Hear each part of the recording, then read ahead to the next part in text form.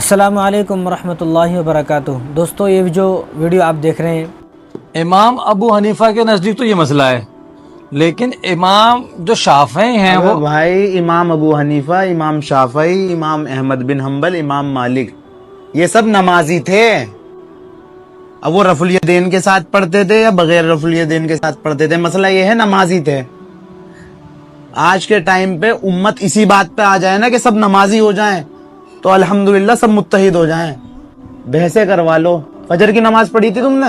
ہاں فجر کی نماز تو رہ گئی تھی میری۔ جا پہلے فجر کی نماز پڑھ اور بعد میں مسئلوں پہ بحث کریے۔ اس وقت بہت زیادہ وائرل ہے یہ ویڈیو، آپ نے بھی شاید یہ ویڈیو دیکھی ہوگی۔ تو ان نوجوانوں نے امت مسلمہ کو بہت اچھا پیغام دیا ہے کہ مسئلہ یہ نہیں ہے کہ رفع یدین کیا جائے یا نہ کیا جائے، بلکہ مسئلہ تو یہ ہے کہ نماز پڑھی جائے۔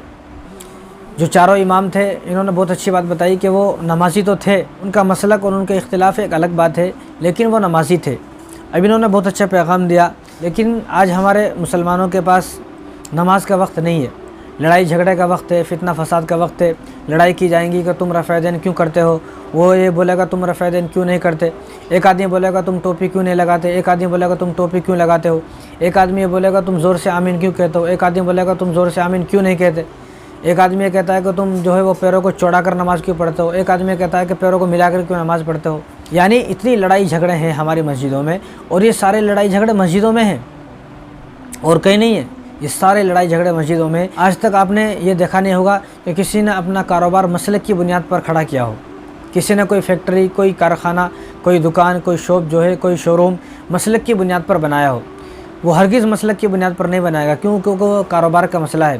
اگر وہ مسلک کی بنیاد پر کوئی کاروبار بناتا ہے، اس کا تو جو ہے کاروباری بھی چوپٹ ہو جائے گا، کاروباری ختم ہو جائے گا، اس کا تو دیوالا نکل جائے گا۔ لیکن کبھی آپ نے کسی دکان کے سامنے دیکھا نہیں ہوگا کہ یہ دکان فلاں مسلک والے کی ہے، فلاں جو ہے فرقے والے کی ہے، فلاں صاحب کی ہے، فلاں صاحب کی ہے۔ لیکن یہ سارے جھگڑے ہمارے صرف مسجدوں میں ہیں۔ پھر وہی لوگ جو صبح کو مسجد میں جھگڑا کر رہے تھے، شام کو دیکھا جاتا ہے کہ وہ تمام کے تمام لوگ ایک جگہ مل کر جو ہے ایک دعوت میں کھانا کھا رہے۔ جب دعوت میں جاتے ہیں تو کوئی کسی کو پوچھتا نہیں ہے کہ دعوت کس مسلک والے کی ہے، حالانکہ وہ جو دعوت ہے وہ ایسا آدمی ہے کہ زندگی بھر حرام کمایا اور زندگی بھر سود کا کاروبار کیا، لیکن اس کا ایک نمبر کا جو کاروبار ہے وہ ایک نمبر حرام ہے۔ سب کو پتہ ہے کہ یہ آدمی کیسا ہے، حرام کاروبار کرتا ہے، جھوٹ بولتا ہے، دھوکہ دیتا ہے، اور جو ہے وراثت کھا گیا، سب کی وراثت کھا کر وراثت پر جو ہے وہ سانپ بن کر بیٹھا ہوا ہے۔ پھر اس نے دعوت کی ہے، لیکن کسی کو کوئی تکلیف نہیں ہوتی ہمارے معاشرے میں۔ لیکن وہی لوگ جب مسجد میں آتے ہیں ایک دم جو ہے لڑائی جھگڑا شروع ہو جاتا ہے۔ اب ابھی اسی آدمی کے گھر دعوت تھی تو بڑے شوق سے سب دعوت کھانے جاتے ہیں، کسی کو کوئی شکایت نہیں ہوتی۔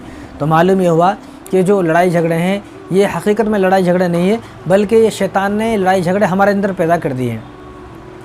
شیطان نے ہمیں لڑائی اور جھگڑا کرنے پر آمادہ کر دیا ہے تاکہ ہم آپس میں ایک دوسرے کا خون چوستے رہیں، ایک دوسرے سے لڑتے رہیں اور ایک دوسرے سے جھگڑا کرتے رہیں۔ یہ شیطان نے ہمارے اندر ڈال دیا ہے۔ بس میں تو دعا کرتا ہوں کہ اللہ تبارک و تعالی ہم سب کی حفاظت فرمائے، لیکن میں اپنے نوجوانوں سے درخواست کرتا ہوں کہ ان تمام فتنے فساد کو چھوڑیں، لڑائی جھگڑوں کو چھوڑیں، بلکہ نماز کے لیے وقت نکالیں، بلکہ عبادت کے لیے وقت نکالے، اللہ تبارک و تعالیٰ کو راضی کرنے کے لیے وقت نکالے۔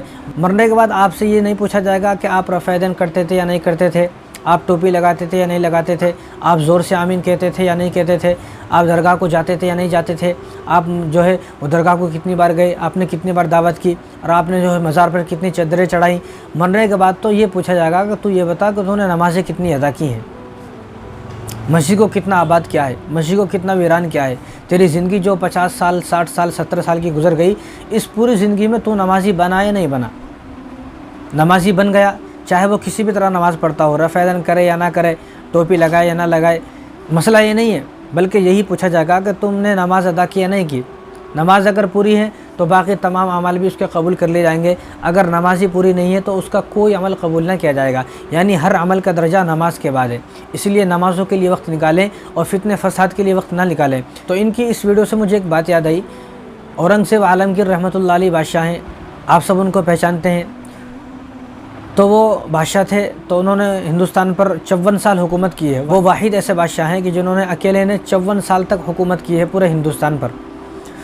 تو وہ کبھی کبھی ایسا کرتے تھے کہ مسجدوں میں جاتے تھے اور مسجدوں میں دیکھتے تھے کہ لوگ نماز پڑھ رہے ہیں نہیں پڑھ رہے۔ تو ایک دن وہ ظہر کی نماز کے لیے گئے ایک مسجد میں، تو دیکھا کہ مؤذن صاحب تھے، انہوں نے اذان دی، اذان کے بعد مؤذن صاحب بیٹھ گئے، अब वो इंतज़ार कर रहे हैं मौज़िन साहब, लोग आएंगे नमाज के लिए, आएंगे आएंगे आएंगे। काफ़ी वक्त हो गया। वो जो मौज़िन साहब थे वो नहीं पहचानते थे बादशाह को, क्योंकि वो ज़माना कोई सोशल मीडिया का ज़माना नहीं था कि वो कहीं कोई फ़ोटो देख लिया होगा या कहीं कोई वीडियो देख ली होगी, भाई हमारे जो है वो CM साहब हैं, PM साहब हैं। वो ऐसा ज़माना नहीं था, नहीं मालूम था। तो उनको भी नहीं मालूम था ये बादशाह हैं। वो अपना हुलिया बदल कर और लिबास बदल कर मस्जिद में आए और मस्जिद में बैठ गए। अब बहुत देर हो गई, कोई नहीं आया। तो मौज़िन साहब से कहा कि मौज़िन साहब क्या बात है कि आपको बहुत देर हो गई अज़ान दिए हुए, लेकिन अब तक कोई नमाज़ के लिए नहीं आया। तो कहा साहब ऐसा ही है। उनको नहीं मालूम था बादशाह ने कहा कि ऐसा ही है कि हर दिन अज़ान तो हो जाती है लेकिन नमाज को कोई नहीं आता है। अज़ान तो मैं देता हूँ 5 वक्त, लेकिन नमाज को कोई नहीं आता है, ऐसे मुसलमान हैं। तो औरंगज़ेब आलमगीर रहमतुल्लाह अलैह ने उन मौज़िन साहब से कहा कि आप ऐसा करें, फिर से अज़ान दें। उन्होंने कहा कि ये क्या बात कर रहे हैं आप कौन हो? उन्होंने कहा कि तुम अज़ान दो, तुम अज़ान दो। तो मौज़िन साहब ने मना किया, मैं अज़ान नहीं दूँगा। तो उन्होंने फिर बताया कि मैं औरंगज़ेब हूँ, मैं बादशाह हूँ। तो जब उन्होंने अपने आप को बताया मैं बादशाह हूँ, तो उनको भी ज़रा हिम्मत मिली होगी, क्योंकि ऐसा तो नहीं दे सकता ना। अब भी किसी मस्जिद में कोई भी आदमी अगर बोले कि भाई दोबारा अज़ान दो, तो नहीं दे सकते, क्योंकि मालूम है उसके बाद क्या होने वाला है। अब औरंगज़ेब आलमगीर रहमतुल्लाह अलैह ने जब उनको बताया मैं बादशाह हूँ, तुम अज़ान दो, तो उन्होंने फिर अज़ान दी।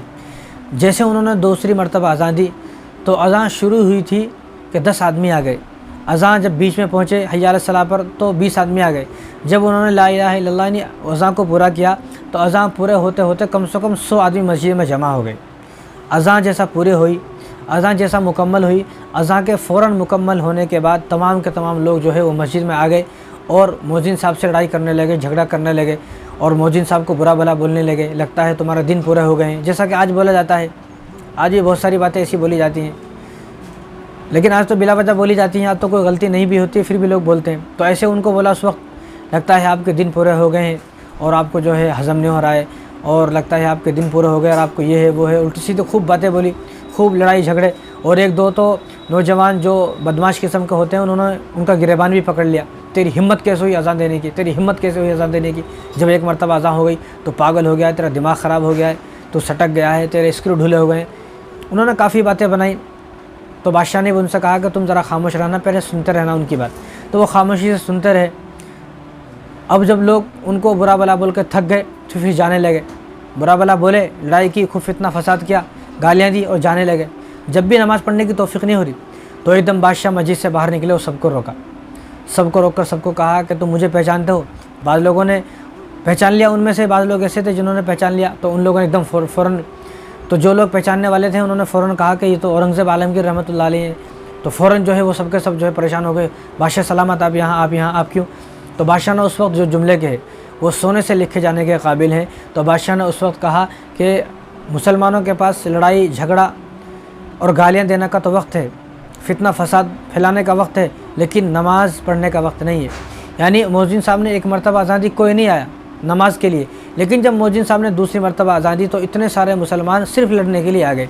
तो आज भी मुसलमानों का ये हाल है, लड़ने के लिए मुसलमानों के पास वक्त है, झगड़ा करने के लिए मुसलमानों के पास वक्त है, और फितना फसाद फैलाने के लिए, गालियाँ देने के लिए, एक दूसरे को मारने के लिए, मौज़िन साहब की बुराई करने के लिए, इमाम की ग़ीबत करने के लिए, इमाम को बुरा भला बोलने के लिए, इमाम को गालियाँ देने के लिए वक्त है।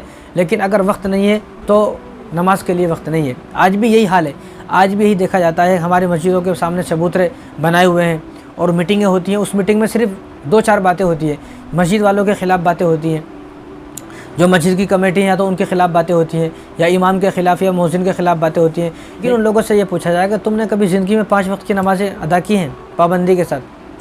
हालांकि ये जो फितने फसाद हैं, लड़ाई झगड़े हैं, इनके बारे में आपसे पूछा नहीं जाएगा, बल्कि आप फितना फसाद और लड़ाई झगड़ा कर तो आप गुनहगार हो रहे हो, अज़ाब के मुस्तहिक़ बन रहे हो, अज़ाब को दावत दे रहे हो, अल्लाह तबारक व तआला को नाराज़ कर रहे हो। बल्कि ये वक्त क्या है? ये वक्त वो है कि इस वक्त में अल्लाह तबारक व तआला को राज़ी किया जाए और नमाज के लिए वक्त निकाला जाए। जैसा कि इन साहब ने जो वीडियो बनाई है, बहुत अच्छा पैगाम दिया है मुसलमानों को। इस तरह के पैगाम देने चाहिए ताकि मुसलमानों को पता चले कि जो लड़ाई झगड़े तुमने छेड़े हुए हैं, इन लड़ाई झगड़ों को कोई हैसियत नहीं है। मरने के बाद आपसे बिल्कुल नहीं पूछा जाएगा कि आप रफ़ायदन करते थे या नहीं करते थे, आप टोपी लगाते थे या नहीं लगाते थे। आपसे तो सिर्फ ये पूछा जाएगा कि आप नमाज़ पढ़ते थे या नहीं पढ़ते थे, ये बताएं आप। अगर आप पढ़ते थे नमाज़, चाहे आप किसी भी तरह नमाज़ पढ़ो, चाहे आप कहीं भी हाथ बांधो, सीने पर बांधो, नाप पर बांधो, चाहे आप टोपी लगाओ या ना लगाओ, लेकिन आपकी ज़िंदगी में मुकम्मल नमाज़ें होनी चाहिए ताकि आपका हिसाब व किताब आसान हो और आप राहत के साथ, सुकून के साथ जन्नत में दाखिल हो सको। तो मेरी इन बातों पर गौर करें, इन तमाम मसले की जो लड़ाई झगड़े हैं इन तमाम को ख़त्म करें और आपस में मोहब्बत से रहें, इत्तिफाक़ से रहें, इत्तिहाद से रहें। अस्सलामु अलैकुम व रहमतुल्लाहि व बरकातुहू।